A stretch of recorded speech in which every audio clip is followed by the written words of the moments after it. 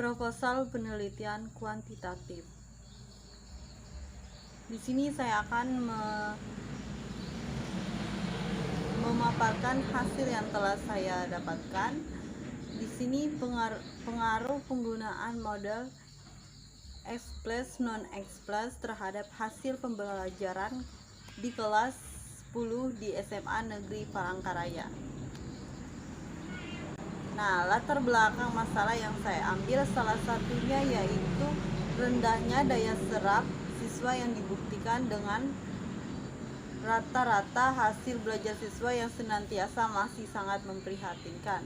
Itu menurut Suharyanto 2014. Jadi penyebabnya itu di mana kondisi pembelajaran yang masih konvensional yang bersifat teacher center sehingga tidak menyentuh dimensi ranah siswa itu sendiri. Melalui metode pembelajaran yang mungkin ditampilkan oleh guru, lebih banyak didominasi guru sehingga siswa cenderung pasif dan tidak memberikan akses untuk berkembang secara mandiri. Di situ penerapan pembelajaran yang masih monoton akan mengakibatkan kebosanan pada peserta didik. Oleh sebab itu, pembelajaran hanya menggunakan sistem atau cara yang sama setiap melakukan proses pembelajaran.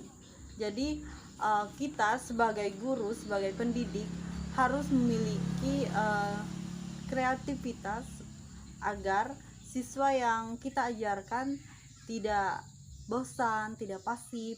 Nah, jadi kita mempersilahkan untuk siswanya belajar berbicara, dan kita juga perlu media-media yang mungkin menunjang pada teknologi yang mungkin ada di sekolah tersebut. Jadi jika pendidikan menggunakan berbagai macam pendekatan pembelajaran, maka peserta didik akan lebih termotivasi dan aktif dalam belajar. Jadi menurut Arens dalam Suprijono 2013, model pembelajaran mengacu pada pendekatan yang digunakan termasuk di dalam tujuan-tujuan pembelajaran, tahap-tahap dalam kegiatan pembelajaran lingkungan, dan pengelola kelas. Kemudian identitas masalah. Yang pertama, partisipasi siswa dalam kegiatan belajar mengajar itu masih rendah. Nah, di sini tentu setiap pendidik pasti pernah mengalami atau menghadapi siswa yang sering malas belajar. Mungkin mereka mengantuk pada saat kita memberikan materi. Itu mungkin ada cara lain agar siswa lebih aktif. Misalkan kita ajarkan dulu, kita berikan pemanasan untuk pembelajaran, misalkan permainan yang mengasah otak, mungkin mengasah otak kiri dan otak kanan. Nah, setelah itu lanjut lagi kita belajar sambil diselingi. Yang kedua, model pembelajaran dalam kelas seringkali monoton dan kurangnya penggunaan model pembelajaran yang bervariatif. Nah, ini sering sekali ya kita lihat banyak sekali masalah yang mungkin terjadi, bukan mungkin lagi, yang terjadi di setiap kelas. Jadi kita harus memiliki kreativitas agar siswa lebih aktif lagi dalam belajar. Misalkan kita mungkin menggunakan model pembelajaran berbasis masalah. Di situ kita harus mengenal masalah seperti apa yang harus kita pecahkan dalam memberikan atau memberikan pembahasan tentang apa yang kita harus sampaikan terhadap siswa. Lanjut, deskripsi konseptual. Nah, yang pertama itu model pembelajaran. Menurut Arens dalam Suprijono, model pembelajaran mengacu pada pendekatan yang digunakan, termasuk di dalamnya tujuan-tujuan pembelajaran, tahap-tahap dalam kegiatan pembelajaran, lingkungan pembelajaran, dan pengelolaan kelas. Sedangkan menurut Josh Weil dalam East Journey 2013, model pembelajaran adalah suatu pola atau rencana yang sudah direncanakan sedemikian rupa dan digunakan untuk menyusun kurikulum, mengatur materi pembelajaran, dan memberi petunjuk kepada pengajar di kelasnya.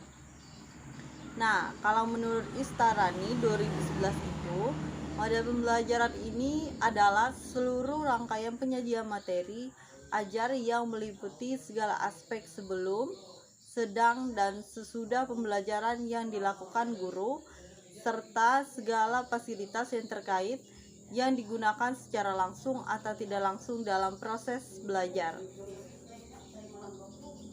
Menurut Amri 2013, model pembelajaran kurikulum 2013 memiliki 4 ciri khusus yang tidak memiliki oleh strategi, metode, ataupun prosedur.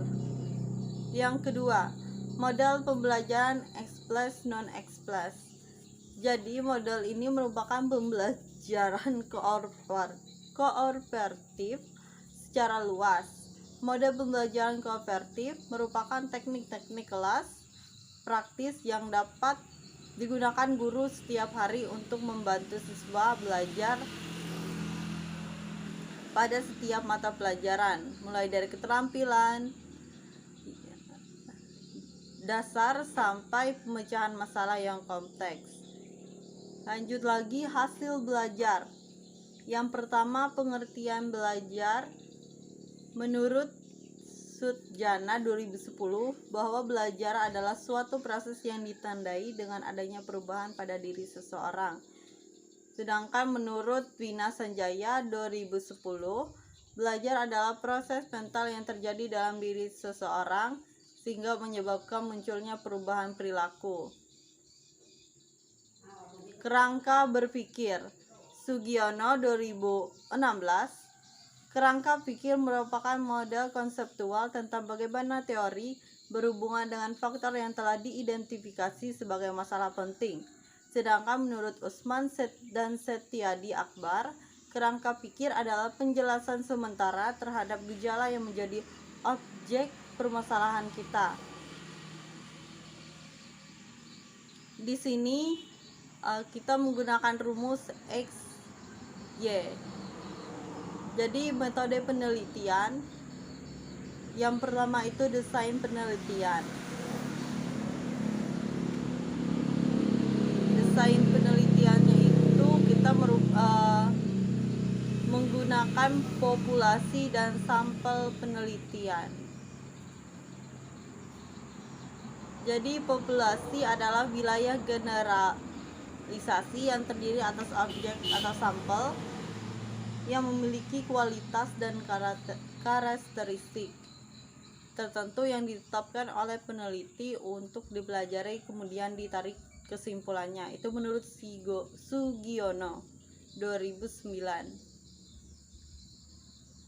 Yang pertama itu sampel, yang kedua itu sampel penelitian. Sampel adalah anggota populasi yang dipilih dengan menggunakan prosedur tertentu sehingga diharapkan dapat mewakili populasi. Menurut Margono, berdasarkan pendapat tersebut berarti sampel ada sebagian dari populasi. Jadi di sini kita menggunakan teknik validasi, instrumen penelitian.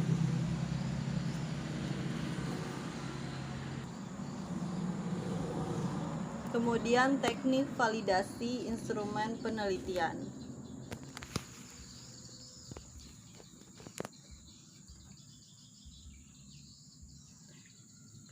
Teknik validasi instrumen penelitian.